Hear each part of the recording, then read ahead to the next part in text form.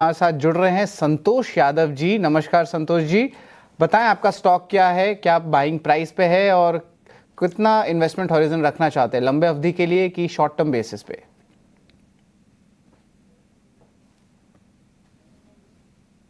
तो 70 का है। साबुन लगा सकते हैं? जी बिल्कुल। भारत फोर्ज है आपका स्टॉक का 63 1370 की बाइंग प्राइस है। और जी। संतोष जी, और लंबे अवधि के लिए रखना चाहते हैं स्टॉक की शॉर्ट टर्म बेसिस के कॉल्स चाहिए आपको? ये तो स्टॉक भरोसेमंद था, लेकिन ये जो गिरने का सिलसिला, इसलिए थोड़ा मन में डर लग रहा है। नहीं तो इसे लंबा में रख सकता 6 महीना तक। ठीक है, तो लंबे अवधि के लिए जो है भारत फोर्ज के बारे में हम कहेंगे 1370 पे जो है आपका बाइंग प्राइस था। और यहाँ पे देखें तो एक सिग्निफिकेंट आप कह सकते हैं लॉस पे जो है स्टॉक। और ऑफ कोर्स जो उनके अर्निंग्स आई थी भारत फोर्ज की, यहाँ पे भी कमज़ोर नतीजे देखने मिले थे। खासकर कि जो यूएस और यूरोप का मार्केट्स होता है वहाँ पे जो है मैनेजमेंट की कमेंट्री थोड़ी वीक भी आई थी और ब्रोकरेजेस ने भी डाउनग्रेड किया था जब नंबर्स आए थे। अभी भाव देखें तो लगभग 1087 पे है, तो लगभग 25 से लेकर 30% तक का तो लॉस करंट लेवल्स पे है। तो यहाँ पे लक्ष्मीकांत जी, सवाल मेरा रहेगा भारत फोर्ज का कि एक स्टॉप लॉस लगाया जाए कि कुछ फंडामेंटल पॉजिटिव ट्रिगर्स आ सकते हैं यूरोप के मार्केट से, जिस तरह भारत फोर्ज का ओवरऑल फाइनेंशियल्स या फंडामेंटल्स इंप्रूव हो सकता है, क्योंकि ऑलरेडी इनके करंट लेवल से तो ऑलरेडी 30% से ज़्यादा का लॉस हो चुका है। तो क्या स्टॉप लॉस लगाया जाए भारत फोर्ज पे? ये चार्ट को देख के लग रहा है कि काफी करेक्शन स्टॉक शो कर चुका है। अभी रिसेंटली इसने हाल ही में पिछले वीक का जो लो था 1040 के आसपास, वहां से एक रिबाउंड आता हुआ दिख रहा है। बट वो शॉर्ट टर्म बेसिस पे रहेगा, ऐसा कोई बड़ा पैटर्न बनता हुआ नहीं नजर आ रहा है। हालांकि अगर हम मंथली के चार्ट देखेंगे, वहां पे लोअर टॉप लोअर बॉटम बन रहे हैं।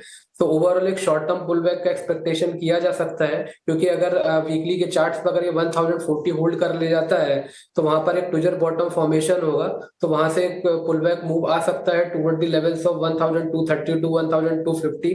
बट मेजर अपसाइड की रिकवरी आती हुई नहीं दिखाई दे रही है। तो मुझे लगता है कि एक शॉर्ट टर्म बेसिस पर 1040 का स्टॉप लॉस लेकर मेंटेन रखना चाहिए। और अगर पुल बैक मूव हमें आता हुआ दिखाई देता है 1230 से 1250 के आसपास, तो वहां पर एग्जिट करने की सलाह रहेगी इनको। हमारे साथ अब शिव प्रसाद पाल साहब फोन लाइन पर है। नमस्कार सर, कहाँ से बोल रहे हैं आप? हाँ हेलो। नमस्कार सर, आपकी आवाज आ रही है, बताइए कहाँ से बोल रहे हैं? मैम मैं वेस्ट बंगाल से हूँ। मैं एक्चुअली सर्विस डिफेंस में करता हूँ। तो मेरे पास ओला इलेक्ट्रिक मोबिलिटी का 1000 शेयर है। ओके, जिसकी बाइंग प्राइस है 83। Got it. सर कितना समय देना चाहते हैं? Approx 1 year. 1 साल तक? हाँ ओके, बताते हैं आपको क्या करना चाहिए। तेजस, जिस तरह से हमने देखा है कि पिछले लगातार कुछ सेशन से कमजोरी है, 52 हफ्ते का लो भी जो है स्टॉक ने छुआ है, की मूविंग एवरेजेस के भी नीचे स्टॉक ट्रेड करता हुआ हमें दिखाई दे रहा है। देखिए जिस तरह की पूरे सेक्टर को लेके चैलेंजेस हैं और खासतौर से ईवी मार्केट कंडीशंस को लेके चैलेंजेस जो उभर रही हैं, अब इसमें 1 साल का समय देना कितना समझदारी का काम होगा, या आपको लगता है कि थोड़ा सा स्टॉप लॉस लगाकर शॉर्ट टर्म में निकल जाए जैसे ही इनके भाव पर आता है स्टॉक? जैसे तो काफी वीक है स्टॉक ने जो 52 वीक्स लो बनाया है आज के सत्र में, और लोअर टॉप लोअर बॉटम के फॉर्मेशन है। और जैसे कि आपने बताया की मूविंग एवरेज के नीचे भी ट्रेड कर रहा है। तो मेरे हिसाब से अगर यहाँ से एक पुल बैक रैली आती है स्टॉक में, अगर 75 टू 80 के लेवल जाते हैं, तो मेरे हिसाब से वो लेवल पे निकल जाना ही मुनासिब रहेगा।